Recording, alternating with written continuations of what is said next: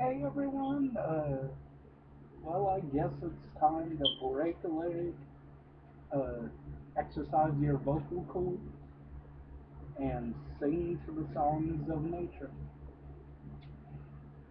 I'm talking about Stage Fright.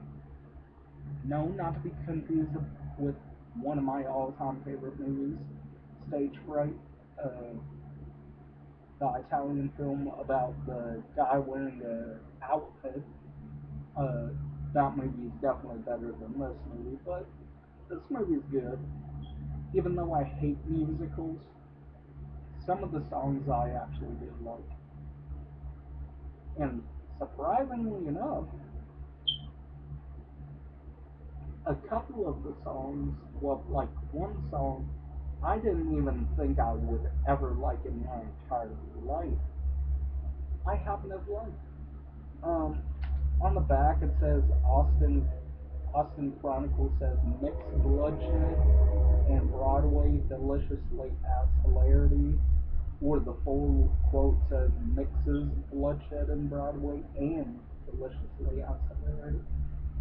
A face melting horror musical ripe with infectious energy and deadly sing-alongs. We got this covered, says. Um, a cross between Glee and Sleepaway Camp, Stage Fright is creepy and frequently quite gory. Um, I wouldn't go as far to say it's quite gory. I'd, I'd say a smidgen of it has gore. It's mostly stabbings and whatnot, but it starts off. We've got this woman, played by Minnie Driver. Uh, I forget the woman's name in the movie. Um, she has two kids, uh, Camilla and Buddy, and she's got a boyfriend played by Meatloaf called Roger. Uh, and they all do a really good job. I'm not a big fan of Meatloaf though. I love the food though, but I'm not a fan of his singing, and I'm not a fan of his acting. So if you're not a fan of his singing or his acting, you can just completely ignore him. Up until the end though, because the end will really get you. Um, so Camilla and Buddy's mom, um, she's a stage actress, and the play they're making is called Haunting of the Opera instead of Phantom of the Opera. Nice play on that. And instead of wearing, uh, well, come to think of it, it is an opera mask. And like it's supposed to be a murder mystery, and like it starts off. This film is based on a true story.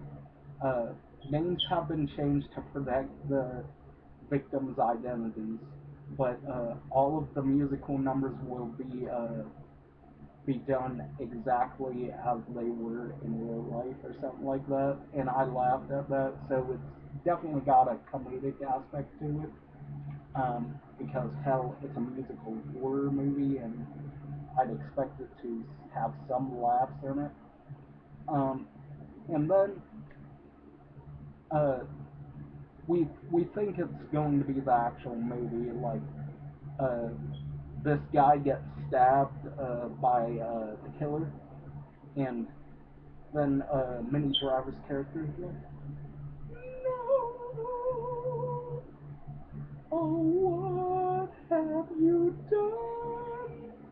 Sorry, I can't sing opera to save my life. Uh, but then I'm like, what the hell is this?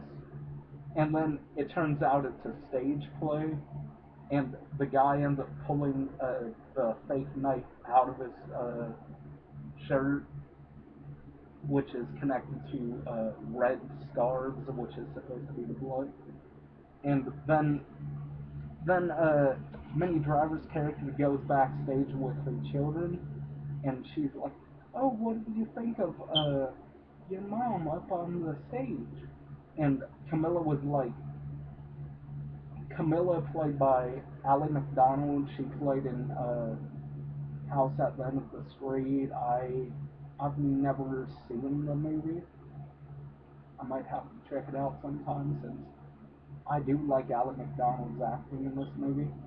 Um, and then they're all talking backstage, and Buddy, the brother of Camilla, is like, whatever. And Roger, played by Meatloaf again, uh, comes in too and is like, "You did a terrific performance, and guess who's here?" And I forget what name she says, but then the kids end up leaving to go back into the audience, and then the the stage killer ends up coming in and ends up making out with Minnie Driver with the mask on, and I'm just like, what the hell? And then it turns out not to be the stage killer; it's an actual killer.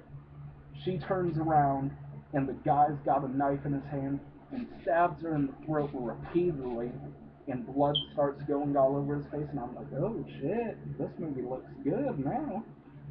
And um, it cuts to 10 years later. Uh, the girl is now turned into 22-year-old Ally McDonald. I think she's 22. Could be around. Well, it says on the back she's a teenager, so yeah. Um, it does take place in 2014, so that's cool. Uh, the movie starts off in 1994, so yeah. Not 1994, but 2004. Uh, so yeah, you got that, and then all of a sudden it cuts to rock music, like a rock strum, like bam, and then Stage Fright appears, and then you end up cutting to a bus on its way to a camp called Center Stage for the Performing Arts, and all these kids are singing, we're here, we're finally here, a place where we can be ourselves at least for once a year." I'm not gonna sing the whole song, but then it goes into a guy saying, I'm gay, but not in that way. Musicals touch me in ways I can't say. And then it cuts to a guy that actually is gay, and he goes like, I don't get hard when I see TNA. And I'm like, well, this this music reminds me of South Park a little bit. I agree. I really agree. So most of the movie is a musical. The first half is mostly musical, and then after all the singing is done, we see a knife go into a wall, and then we hear a voice go like, "Shut your fucking face," and I'm like, ooh, now we're getting to see a killer. And then right before we see the killer's face, or masked face, it cuts to another scene. Alan McDonald, Camilla, is with her brother Buddy, played by Douglas Smith.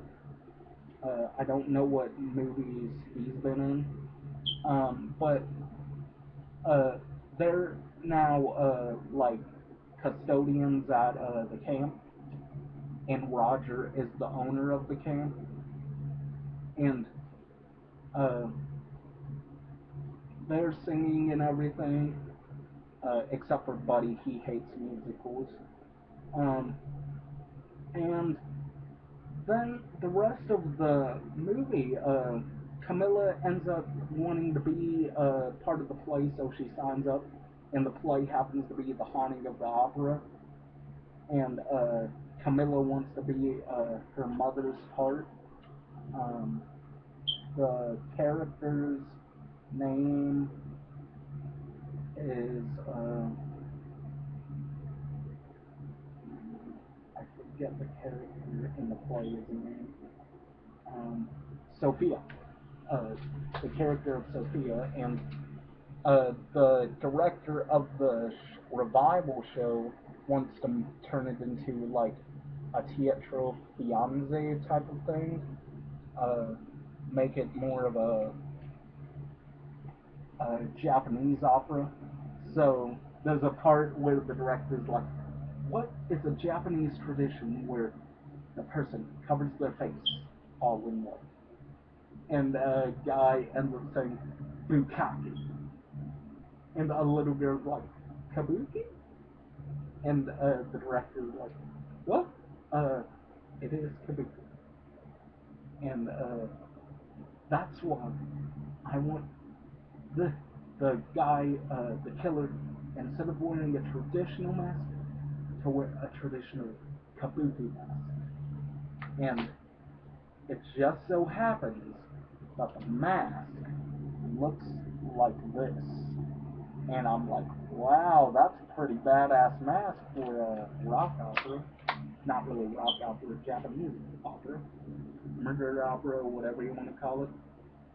And they make little nods to musicals by making them fake musicals. Like instead of La Miserale, it's called La Producerelles. And I'm like, okay. And Camilla does get the part by sleeping with the director, so it's got the making fun of the actresses will do anything for to get in the show. But then they're starting to make out, and the guy wants to go all the way with Camilla, and she's not in for it. And he's like, "Well, you're probably not gonna get the role," and she's just like, "Ugh." And then it cuts to the director walking onto the stage to close up, and then we get the introduction of the killer. He's holding his two blades and everything. He or she, I'm not going to spoil what exactly the killer is, because the mask looks like it could be female, it could be male, and the singing, the voice of the killer, you're not sure if it's male or female, but it's like the screaming type of metal, which I happen to like. Not screamo, but like actual heavy metal. And he ends up cutting through the curtain, and he ends up, well, the director gets stuck on a piece of light. It ends up going into his foot, and the killer comes up to him, and the killer is called Metal Killer, and he's like, "Break a leg," and pushes the guy's leg, and it ends up cutting his foot. And this is gonna go into two parts, so I'm gonna stop it here, and I'll see you in part two.